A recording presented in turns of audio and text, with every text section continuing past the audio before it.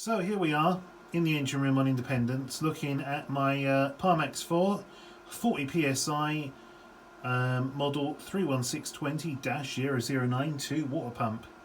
It's not even 11 months old and it started making some horrendous noises. Now these are not the most quiet pumps anyway, but the pump I had before was a Johnson, I think it's SPS, which replaced another Johnson. So I thought, is this the third water pump this boat's going to have? When it was built, it actually came with one of these, so it could actually be the fourth water pump this boat's going to have. And what was weird about it was there was a pool of water in the bilge, all fresh water, but no obvious leak from the pump until it started pumping. And even then, it wouldn't leak water when it was pumping water. It would squirt out water when it finished pumping. So it would be like a water pistol going off at the moment it finished pumping. Well, what the good news is, I'm hoping, is I just need to replace this. This is the pump guard.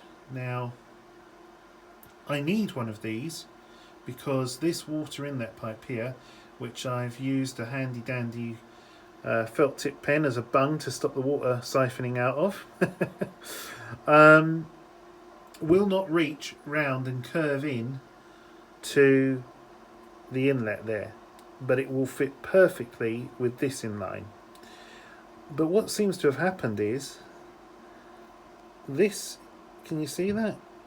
That's the leak in the actual clear fitting of the guard. Almost as if something has whacked it, or something's from the inside. Weird. So now the hunt for one of these.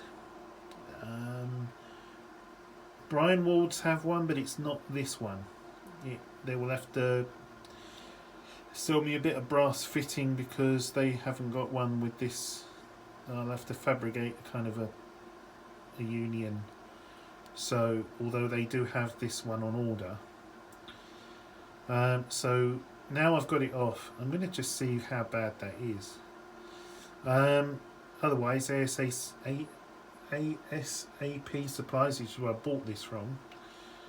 So now the ring around of all the chandleries in Norfolk for this precise one. Do you know what makes this even worse? I had one of these. When you own a boat and you have something, because basically I bought one of these separately for this pump, and when I bought the pump, ASAP in Beccles said, oh, you'll need one of these with it. And I said, oh yeah, alright, whatever. And so I then ended up with two of them. And then because this one just hung around for ages and ages, and good old Sheila telling me, what's you do with this, Robin? God knows where it's gone. It's probably gone to the trash heap in the sky for all I know, but I know easily round here anywhere. So, yeah, tip. If you've got anything for a boat, don't throw it away, because there'll be one day when you will need it. One day when something breaks and you think, ah, yes, if only. Well, now I've got that if only day. So, anyway. God, what a bloody rambling video just to say his bloody inlet strainer filter has a weird crack in the plastic. Right, let's get on sorting it out. So, I've taken it apart. There was some weird stuff in the mesh filter, like four kind of what looked like nylon splines from a brush. But otherwise nothing else, and the damaged area is there, and it really looks like it's had an impact because you can feel it clearly on the outside, but there is nothing around that pump that could have done that. I thought maybe the cold had got to it. Anyway, what I'm going to try and do, I am going to try and get one of these, but as a super temporary fix, I'm going to try some good old super glue onto the outside and inside of that and see if that stops it leaking, while I go and source a replacement, so I can, because I've got a load of laundry in the washing machine at the moment. So yeah, it's a right, well, I mean, when is it ever a good time for your water pump to fail or sort of play up on a boat? It's not really, is it? Let's face it, it's not like, oh, it's Wednesday afternoon. What a nice day for the pump to fail. But you know what I mean. So, but if I can get this to sort of last a little longer, then at least I can get on with stuff. I mean, it works leaking. It's just literally squirting out across into the engine belt and into the bilge. So yeah, it would be, and I think the reason why the pump sounds changed is that is obviously letting some air in. So when it's sucking water, it's also sucking in a small amount of air. So yeah, I'll update you if the superglue method works. So wouldn't you believe, if you look on ASAP's catalogue and stuff and you start ringing round, a 46400-9500 is an unusual one, because normally they're kind of inline. They have an inlet here and an outlet there, but not one that's like here and there. So this is my patch. I've superglued the inside, I've superglued the outside, and then I've superglued some masking tape on as a kind of, because the super glue is not wanting to play quite the ball game I wanted with whatever plastic this is made out of, but that has given it something to adhere to and seal around all the edges of. So we will see if this gets me out of the trouble just for now. If not, I'll have to come back and think again. So, another update. Nowhere can seem to find this. ASAP, Bolters, Norfolk Marine, Brian Ward's. What they can find are these inline ones, and these are the model numbers, but not 4600, 46400, 9500. So I put it back on and it's still leaking, but it ain't leaking from here. It seems to be somehow leaking from around the thread. So despite then trying to put Vaseline on it, and you know, it will pump, stop pumping and spray out. So, and it's got worse.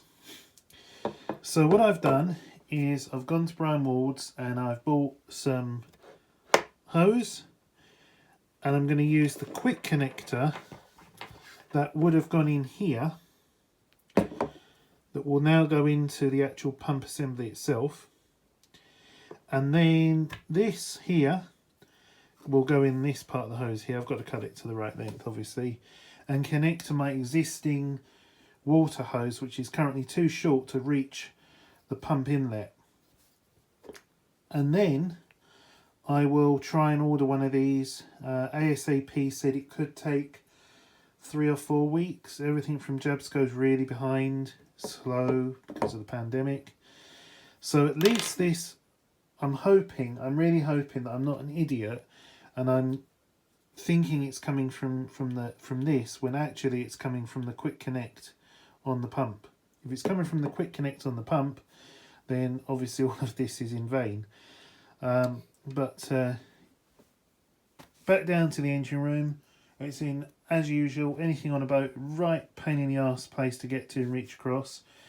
But that's basically an update. So let's put this cut to length, sort it out. So it is working, it is not leaking. So I've decided to actually leave quite a little bit more than I actually need. As you can see, the existing inlet almost reaches, but it won't curl round and go in. That's the inlet there, that's the outlet.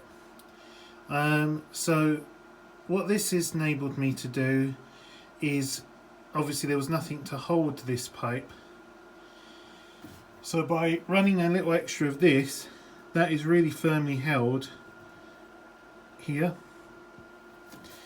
But this is just temporary because I'm now running without any kind of filtration. And so because there was, as I said, in that mesh, just a couple of little bits, it's clearly doing what it's supposed to do. So the least time I can run this pump without any filtration, the better. And what I need to do now though is to get on order the offending part, the 9500 right angled sort of connector thing, because then I don't need to use any of this. If I can't get hold of one, I'll have to use an inline one, and I think you can attach them. I could screw that onto that bulkhead, cut down the length of this, and use an inline one. In fact, I think I've got an inline one in a box of bits for Trixie. But I'm trying not to, obviously we're in lockdown still, so I'm trying to keep things as local as possible and not drive all the way to Stalham and do things like that, even though you could say rightly, well, you know, this is an essential need. But this has got me out of a bind. I can now carry on with the laundry. Sheila will be happy with me. I'm sure she'll be watching this to know that my washing of the bed sheets can continue, and more importantly, I can, you know, have a shower and stuff like this, because it was getting ridiculous. So I will just turn this tap on over here. I'll try and I'm not sure how this is going to work. I'm going to have to try and prop the phone up, turn the tap on, and then show you that it's not leaking. Right, so you're going to be able to hear just how noisy these Parmacs are. I have a handy dandy engine room hose.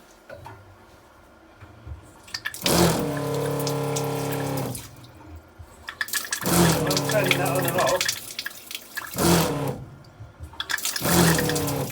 What was happening was, on the off, it would squirt a load of water out, which it is no longer doing.